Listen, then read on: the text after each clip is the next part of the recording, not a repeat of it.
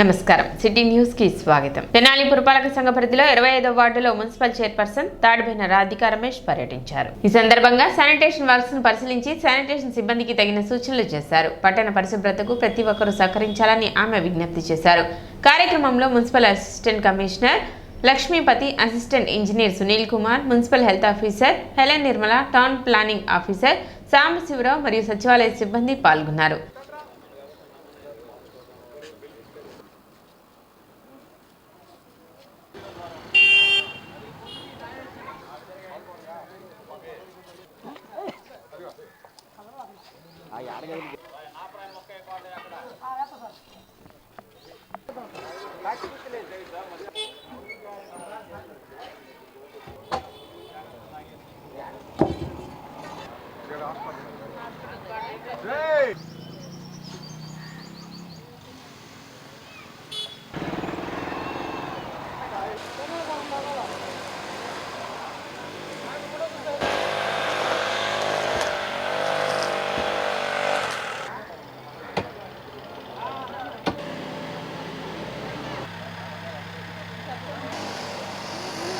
రోజున 25 వార్డులోకి స్పెషల్ డ్రైవ్లో భాగంగా రావటం జరిగింది. అలానే 25 వార్డులోకి వచ్చేసి సిల్ట్ అనేది బాగా ఉంటానా ఆ కాలువ నీళ్ళు అక్కడ ఆగిపోవడం జరిగింది. అవన్నీ కల్వర్ట్ల దగ్గర కానివ్వండి, ట్రైన్స్లో కానివ్వండి సిల్ట్ తీపిస్తూ జరుగుతుంది స్పెషల్ డ్రైవ్లో. అలానే ప్రజలందరూ చెప్పేదంటే ఎలాంటి వ్యర్థాలు అనేది చెత్త అనేది డస్ట్బిన్కి వేస్తేనే బాగుంటుంది. కాబట్టి దయచేసి ప్రజలందరూ కూడా అర్థం చేసుకొని వేస్ట్ ఏవైతే ఉన్నాయో అవన్నీ డస్ట్బిన్ రూపంలో మా వర్కర్స్కి అందించాలని కోరుతున్నాను. అలానే ఈ వార్డుకు వచ్చేసి అంతా బాగానే ఉందిలే, కానీ ట్రైన్స్ అనేది అక్కడక్కడ ఆగిపోవటం జరిగింది సిల్ట్ మూలాన. అది వెంటనే మేము తీపిస్తూ జరుగుతుంది. అలానే ఈ శానిటేషన్లో భాగంగా మా అధికారులు కానివ్వండి, అలానే మన మున్సిపల్ సిబ్బంది కానీ, అలానే ఈ సచివాలయం సిబ్బంది అందరం వచ్చి ఈ శానిటేషన్లో భాగంగా ప్రతిరోజు అన్ని వార్డులు 40 వార్డులు కానీ కొన్ని వార్డులు అయినాయి, ఇంకా కొన్ని వార్డులు చేయాల్సినవి ఉన్నాయి. కాబట్టి తప్పకుండా సిల్ట్ విషయంలో మట్టికి పట్టణంలో 100% చెత్త సేకరణకు ప్రణాళికాబద్ధంగా ముందుకు వెళుతున్నట్లు మున్సిపల్ కమిషనర్ బండి శేషన్న తెలిపారు. ఇందులో భాగంగా మంగళవారం కమిషనర్ శేషన్న పట్టణ 16వ వార్డు నుండి 23వ వార్డు వరకు పర్యటించారు. ఇంటింటికి చెత్త సేకరణ ఏ విధంగా జరుగుతుంది, వార్డుల్లో శానిటేషన్ పనులను ఆయన పరిశీలించారు. ఈ సందర్భంగా ఆయన మాట్లాడుతూ ప్రతిరోజు పట్టణంలోని ప్రతి ఇంటి నుండి చెత్త సేకరణ జరుగుతుందా లేదా అన్న విషయాన్ని పరిశీలించడం జరుగుతుందన్నారు.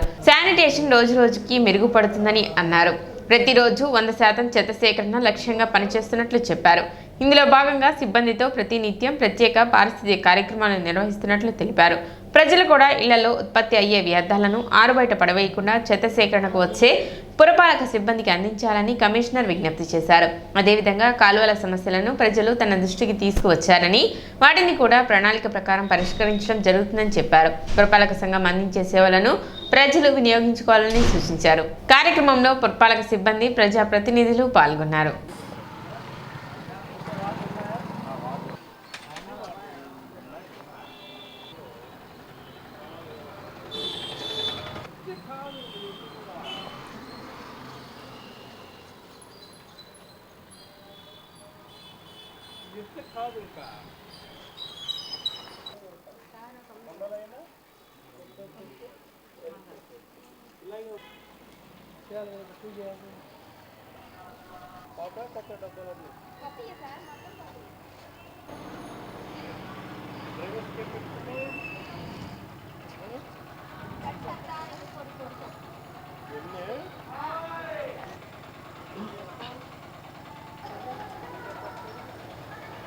ఈరోజు ఉదయం శానిటేషన్ పర్యవేక్షణలో భాగంగా సర్ప్రైజ్గా మన వార్డులకు రావడం జరుగుతుంది.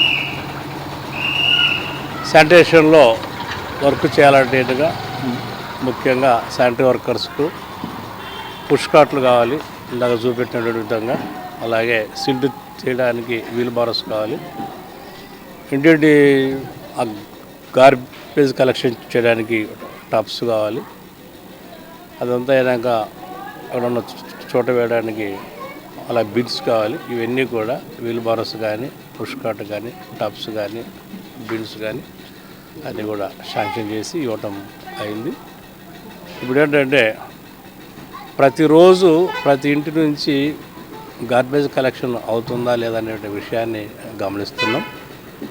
చైర్పర్సన్ గారు కొన్ని వార్డులకు వెళ్తున్నారు, అలాగే నేను కూడా కొన్ని వార్డులకు వెళ్ళి సర్ప్రైజింగ్గా గమనిస్తున్నాం. Sanitation day by day improve అవుతోంది. అందువల్ల మా యొక్క లక్ష్యం ఏంటంటే ప్రతిరోజు ప్రతి ఇంటి నుంచి గార్బేజ్ కలెక్షన్ రావాలని 100% రావాలనేది. అదైనాక కాలువలకు కూడా రెగ్యులర్గా శుభ్రం చేయించాలనేదే మా యొక్క లక్ష్యం. దానిలో భాగంగా ఈరోజు ఈ 5-6 డివిజన్లకు సంబంధించినటువంటి శానిటరీ ఇన్స్పెక్టర్స్, అలాగే శానిటేషన్ సెక్రటరీస్, నగర దీపికలు, అలాగే part of that engineering staff ఉన్నటువంటి అమ్యూనిటీ సెక్రటరీస్, ఫిట్టరు వాళ్ళతో కలిసి ఈ యొక్క 16th నుంచి 20 వార్డు ఏవైతుందో వీటిని సర్ప్రైజింగ్గా రావడం అయింది.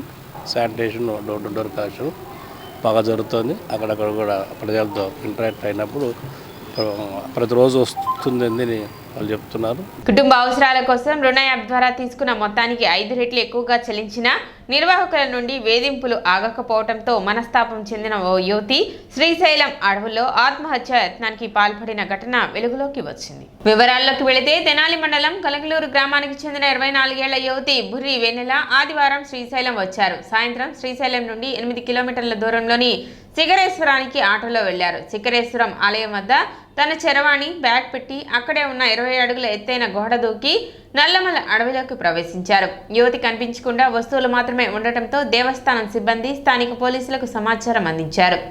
సిఐ ప్రసాదరావు, పోలీసులు, అటవీ సిబ్బంది, దేవస్థానం సెక్యూరిటీ సిబ్బంది చెంచులతో కలిసి ఆదివారం రాత్రంతా అడవిలో గాలించారు. మళ్లీ సోమవారం తెల్లవారుజామున సిఐ ఆధ్వర్యంలో దట్టమైన అడవిలో గాలింపు చేపట్టారు. శిఖరేశ్వరానికి కిలోమీటర్ దూరంలో ఆమెను గుర్తించి సురక్షితంగా బయటకు తీసుకొచ్చారు. స్వల్ప గాయాలతో ఉన్న యువతికి దేవస్థానం ఆసుపత్రిలో చికిత్స చేయించారు. యువతి సోదరి వచ్చి వెన్నెలను ఇంటికి తీసుకువెళ్లారు.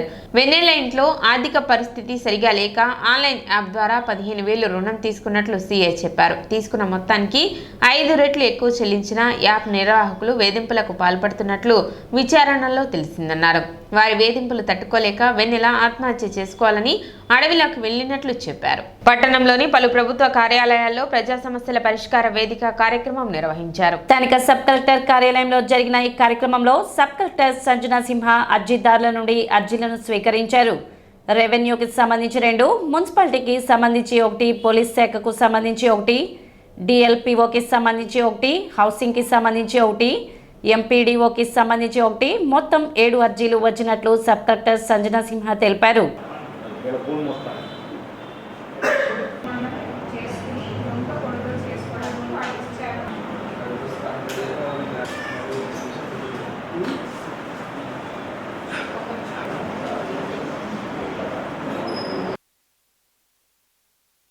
అదేవిధంగా తెనాలి మండలం తహసీల్దార్ కార్యాలయంలో జరిగిన ప్రజా సమస్యల పరిష్కార వేదిక కార్యక్రమంలో తహసీల్దార్ గోపాలకృష్ణ అర్జీదారుల నుండి అర్జీలను స్వీకరించారు. మొత్తం 6 అర్జీలు వచ్చాయని వచ్చిన వాటిని సంబంధిత అధికారులకు పంపించడం జరుగుతుందని తహసీల్దార్ గోపాలకృష్ణ వెల్లడించారు. ఈరోజు తహసీల్దార్ కార్యాలయంలో జరిగిన ప్రజా సమస్యల పరిష్కార వేదికలో మనకి 6 అర్జీలు అందినాయి. అందులో ఒకటి చింతలపూడి గ్రామస్తులు, దుగ్గిరాల మండలం చింతలపూడి వాస్తవ్యులు డొంక ఆక్రమిస్తున్నారు కొలకలూరు వారు అని చెప్పేసి ఒక గ్రీవెన్స్ ఇచ్చారు. దీని మీద గతంలో కూడా ఏదో ఫైల్ ఉన్నట్టుగా తెలుస్తోంది. దీన్ని స్వయంగా పర్సనల్ ఇన్స్పెక్షన్ చేసి పరిష్కార మార్గం వెతుకుతాము. అట్లాగే 2 సర్వే రిలేటెడ్ ఇష్యూస్ వచ్చాయి. 2 సర్వే రిలేటెడ్ ఇష్యూస్, 2 మ్యూటేషన్ కోసం వచ్చాయి. ఒకటి పెన్షన్ కోసం వచ్చింది మున్సిపాలిటీలోది, అది మున్సిపల్ కమిషనర్ గారికి పంపిస్తాము. ఒకటి ఎండోమెంట్ రిలేటెడ్ ఇష్యూ వచ్చింది, అది ఎండోమెంట్ అసిస్టెంట్ కమిషనర్ గారికి పంపిస్తాం. మొత్తం ఈరోజు 6 అర్జీలు అందినాయి. ఈ 6 అర్జీలు కూడా నిర్ణీత కాల వ్యవధిలోపే పరిష్కరిస్తాం. ఉద్దేశపూర్వకంగా తమ పొలాన్ని ధ్వంసం చేసిన వారిపై చర్యలు తీసుకోవాలని తెనాలి మండలం గుడివాడ గ్రామానికి చెందిన రుద్రపాటి నాగేశ్వరరావు అధికారులకు విజ్ఞప్తి చేశారు. ఈ మేరకు సోమవారం సబ్ కలెక్టర్ కార్యాలయంలో జరిగిన ప్రజా సమస్యల పరిష్కార వేదిక కార్యక్రమంలో వినతి పత్రం అందజేశారు. సంబంధిత వ్యక్తులపై చర్యలు తీసుకొని కేసు నమోదు చేయాలని, తమకు తగిన న్యాయం చేయాలని విజ్ఞప్తి చేశారు. మాకు పూర్వీకుల నుంచి 100 సంవత్సరాల నుంచి 34 సెంటున్నర ఒకటి, 30 సెంటు ఒకటి, 64 సెంటున్నర భూమిని 2020 74లో సర్వేర్ గారు వచ్చి రాళ్ళు వేసి టెంపరీ పట్టా ఇచ్చి మీరు ఎంతకాలం కానీ పండించుకోండి, గవర్నమెంట్గా కావాలన్నప్పుడు ఇద్దరు కానీ పండించుకోండి అన్నారు. ఇప్పుడు 110 సంవత్సరాలు అయింది, పండించుకుంటానే ఉన్నాం. ఎంఆర్ఓ గారి దగ్గరికి వచ్చి నేను లెటర్ పెడతానికి వచ్చా, నీ నోటికాడన్నం తీను, ఆ స్తంభాలు మీ ఏపు కొద్దిగా జరుపుకుంటాం, ఇక అంతకంటే ఏం చేయను, గ్రావెల్ దోస్తాను, మీ ఏపు ఒక అరగజం వస్తుంది, మా ఏపు ఒక అరగజం వస్తుంది, దీని గురించి ఎడదాకా రావాలా, వెనకటి నుంచి మన అందరం అన్నదమ్ములుగా ఉన్నాం, ఇట్లా బాధపడబాక వెళ్ళారు. అప్పటి నుంచి ఈ 100 సంవత్సరాల నుంచి మమ్మల్ని ఎవరు కదిలించిన వాళ్ళు, మాకు అడ్డం అన్నవాళ్ళు లేరు, మా బండి పోవట్లేదు అన్నవాళ్ళు లేరు, ఎవరూ లేరు. వెళ్ళిన తర్వాత క్రేన్ తవ్వటానికి వీల్లేదు, అధికారపూర్వంగా వచ్చి న్యాయం చేస్తారో ఏం చేస్తారో వాళ్ళు వచ్చిన తర్వాత మీరు చదువుకుందరు కన్నా వెళ్ళిపోయి ఊళ్ళో పెట్టారు. ఊళ్ళో పెట్టిన తర్వాత 10 నుంచి అప్పుడు దాకా ఏమీ లేవు.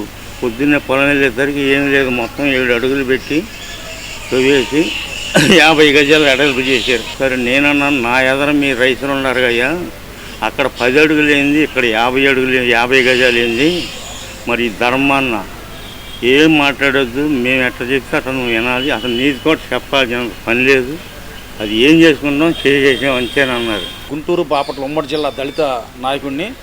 మా వాళ్ళు ఎస్సీ సామాజిక వర్గం చెందినవారు రావటం వల్ల నాకు పిలుపు మేరకు నేను కోపల్లి గుడివాడ గ్రామం వెళ్ళాను.